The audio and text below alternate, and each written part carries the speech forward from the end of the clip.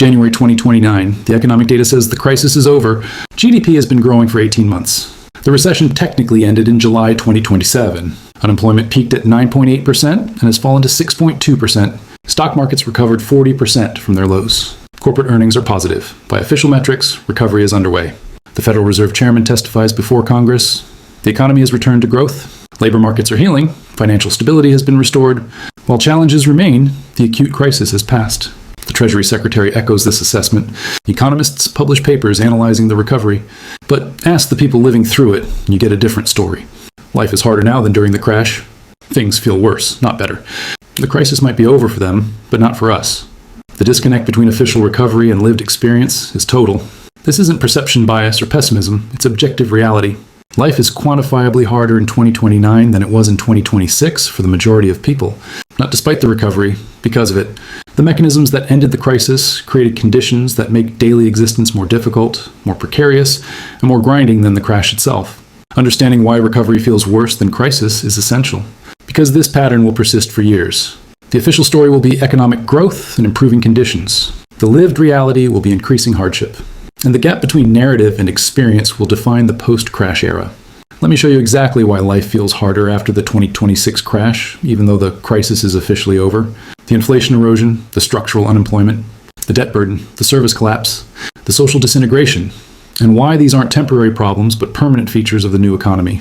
The inflation trap, when recovery means poverty. The first reason life feels harder is inflation. The crisis response involved monetary expansion and deficit spending. This stabilized markets and prevented total collapse. But it also created persistent inflation that destroys purchasing power faster than wages recover. During the acute crisis of 2026-2027, inflation actually fell initially. Demand collapsed. Prices for some goods dropped. The deflation risk was real. But the policy response, zero interest rates, $4 trillion in QE, $2.5 trillion in fiscal stimulus, reversed deflation aggressively. By late 2027, inflation is rising again, not to the 9% peaks of 2022, but to 5-6% annually, and crucially, it stays there. Not transitory, not temporary, persistent. The inflation of 2028 is 5.3%. The inflation of 2029 is 5.8%. The trend is stable or rising. This persistent inflation means purchasing power erodes continuously.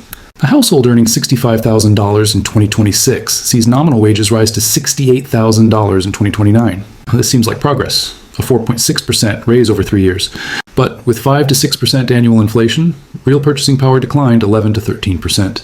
They're earning more and buying less. The math is brutal. Cumulative inflation from 2026 to 2029 is approximately 17%.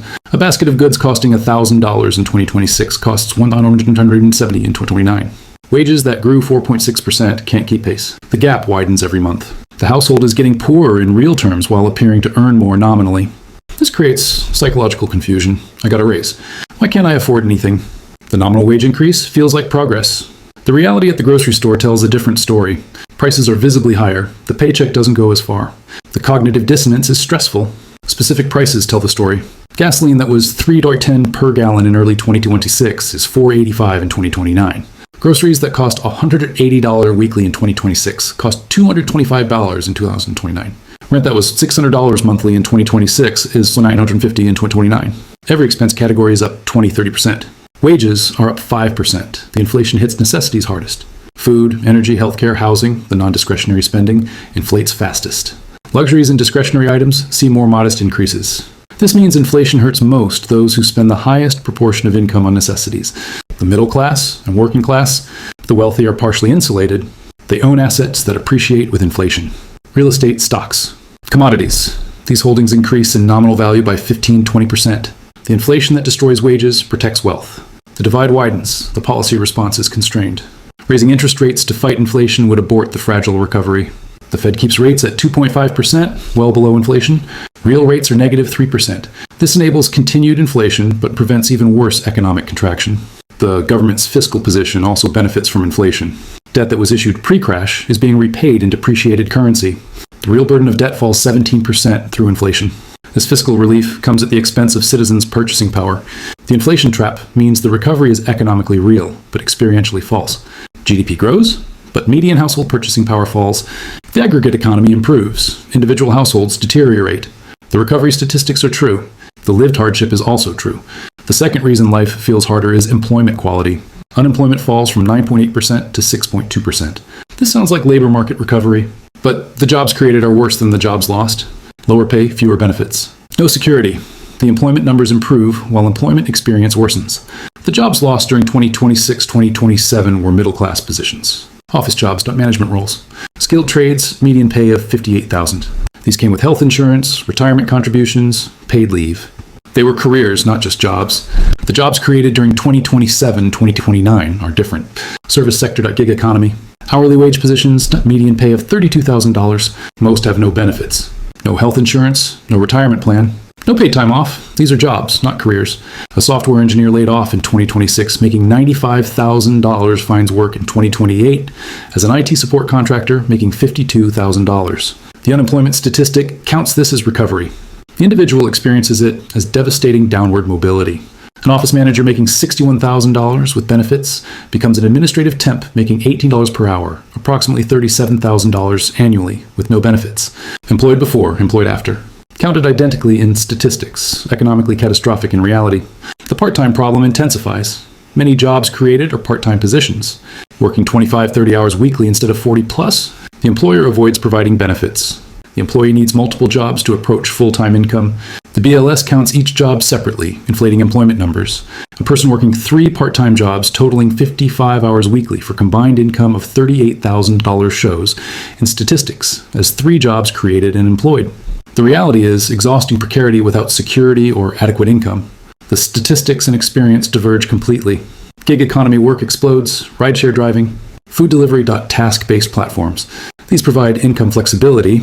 They also provide zero security, no benefits, and vehicle costs that reduce net income substantially. The job creation includes millions of gig positions that barely sustain life. A delivery driver working 50 hours weekly grosses $940. After vehicle costs, gas, maintenance, depreciation, that's approximately $620. That's $32 out of $240 annually for 50-hour weeks. Below poverty level for a family. No health insurance, no retirement, no time off, but counted as employed. Employer leverage increases dramatically. With 6.2% unemployment, labor markets favor employers. Wage negotiation is impossible. Benefits are minimal. Workers accept poor conditions because alternatives are worse. The power imbalance creates extraction. Companies that survive the crash are lean and defensive. They're not investing in employees. They're minimizing costs, so training budgets are cut. Advancement opportunities are eliminated, pay increases are minimal. Employment is a cost to minimize, not an asset to develop. The psychological impact is severe. People are working harder than before the crash. Multiple jobs, longer hours. More hustle, yet earning less in real terms. The equation doesn't make sense. Work harder, earn less. The system feels broken because it is. The employment illusion means labor market statistics show recovery while workers experience deterioration. Unemployment falls, job creation rises, but the quality collapse means most people are worse off employed in 2029 than they were unemployed with prospects in 2025. The third reason life feels harder is debt. The debt accumulated during the crisis, credit cards, personal loans, deferred payments, now must be serviced from lower real incomes. The debt service burden has increased from 8 to 10% of income pre-crash to 15-18% post-crash.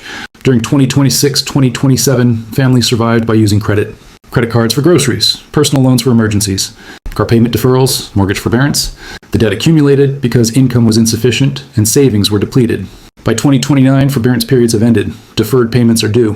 Credit card balances that were $8,000 are now $18,000 after 2 years of living on credit at 22% interest. The balance grew $10,000. The family is drowning in debt accumulated during survival. The math is crushing. A $18,000 credit card balance at 22% APR requires $330 monthly minimum payment. That's $3,160 annually just servicing credit card debt.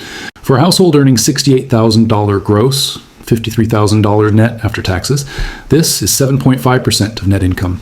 Just credit cards, add auto loans. Student loans resuming personal loans taken during crisis.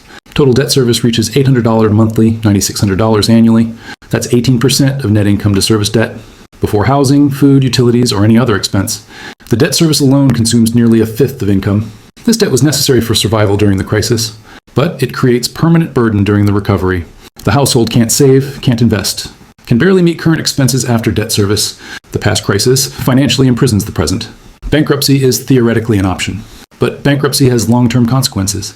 7 years of credit damage, difficulty renting housing, employment problems in some fields. Most people avoid bankruptcy until absolutely forced. They struggle under debt burden for years. The debt service burden means the household operates without buffer. No emergency fund, no savings. One unexpected expense, car repair, medical bill, appliance failure, requires more debt. The cycle is self-reinforcing. Debt taken to survive the crisis creates vulnerability that requires more debt. Compared to pre-crash, the household had $4,500 in credit card debt in 2025. Monthly payment of $135, manageable, some emergency savings. The crisis wiped out savings and quadrupled debt. The recovery doesn't rebuild savings because debt service consumes everything. The psychological weight is heavy. Constant stress about money, fear of unexpected expenses, shame about debt levels, arguments with spouse about finances. The debt burden isn't just financial, it's emotional and relational. Life is harder because the weight is always present. Government and corporate debt also constrains recovery. Governments can't invest in infrastructure or services because debt service consumes budgets. Companies can't invest in growth because they're paying down crisis debt. The debt overhang slows recovery at every level. The debt trap means recovery brings no relief. Yes, employment exists, but income after debt service is lower than pre-crash levels. The household is economically worse off during the recovery than before the crisis. The numbers say recovery. The experience is ongoing hardship. The fourth reason life feels harder is the collapse of public services. Government austerity cuts everything from schools to infrastructure to libraries. The services that made life manageable disappear. Everything becomes harder and more expensive. State and local governments face catastrophic budget shortfalls. Property tax revenue fell 20% as home values collapsed. Sales tax revenue fell 25% during recession. Income tax revenue fell with unemployment. Federal transfers were cut in national austerity. The budgets don't balance. The response is cuts.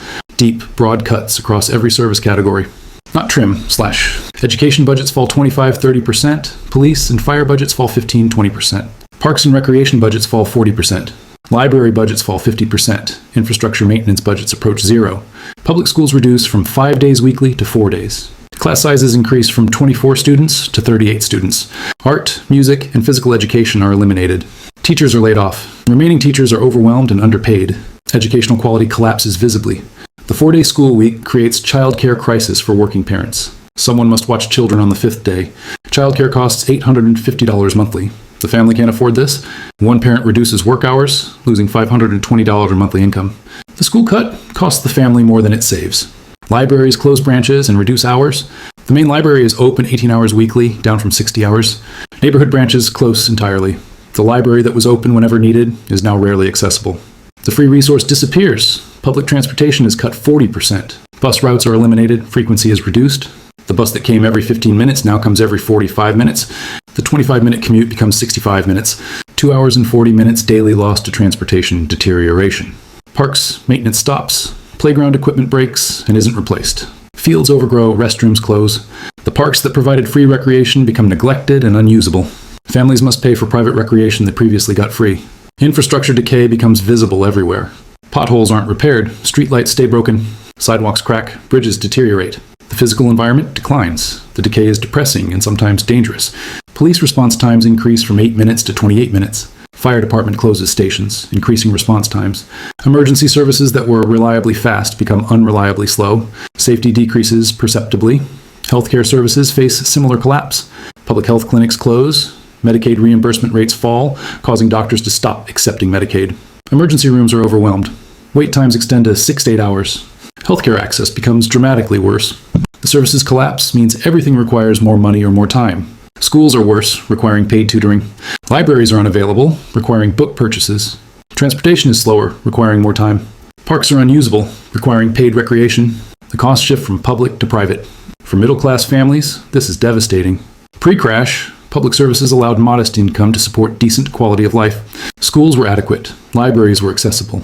Parks were pleasant. Post-crash, inadequate public services require private substitutes the family can't afford. The services collapse also means life is just harder logistically. Everything takes more time. More driving because transit is reduced. More waiting because services are overwhelmed. More workarounds because public options don't exist. The friction of daily life increases substantially. The fifth reason life feels harder is social breakdown. The community bonds that made life manageable are severed by economic stress. Isolation increases. Support networks disappear. The social fabric that cushioned hardship is gone. Friendship maintenance requires time and money. Coffee dates to dinners. Activities. These cost $20, $50 and require scheduling. When people work multiple jobs and live on tight budgets, friendship becomes impossible. The friends who supported each other pre-crash drift apart. A person who saw friends twice weekly in 2025 sees them twice monthly in 2029. Not by choice, by constraint. The time isn't available. The money isn't available. The energy isn't available. Friendships attenuate from proximity and shared experience to occasional texts. Extended family connections weaken. The weekly family dinners stop. Traveling to see parents costs $180 in gas. That's not affordable monthly. Visits become quarterly or less. The grandparent relationships with children weaken. The family support system fragments. Community organizations collapse, the PTAs, the volunteer groups, the civic organizations. These require time volunteers don't have and money members can't contribute. Participation falls, organizations dissolve, the community infrastructure disappears, religious participation declines dramatically, church attendance that was weekly becomes monthly or stops entirely. Not from lost faith, from Sunday being the only day for household tasks that couldn't happen during the week, or from Sunday being the lucrative rideshare shift. The isolation is profound. People interact through work and family obligations, but genuine social connection, the friendships, community ties, and extended networks that provide meaning and support largely disappear. Life becomes work and survival without social texture. Neighborhoods change character. Pre-crash, neighbors knew each other. Block parties, casual conversations. Borrowed tools. Post-crash, everyone is too busy and too stressed. Neighbors are strangers. The neighborhood as community becomes the neighborhood as residential zoning. Children's social development suffers. Playdates require parental time and coordination. Both parents working multiple jobs eliminates this. Children grow up with less social interaction, fewer friendships, and reduced social skills. The impact will cascade for decades. Marriages face immense strain. Financial stress is the leading cause of marital conflict. The debt, the reduced income, the constant struggle create tension. Couples argue about money, connection erodes. Divorce rates increase 40% from pre-crash levels. The single parents created by divorce face even worse hardship.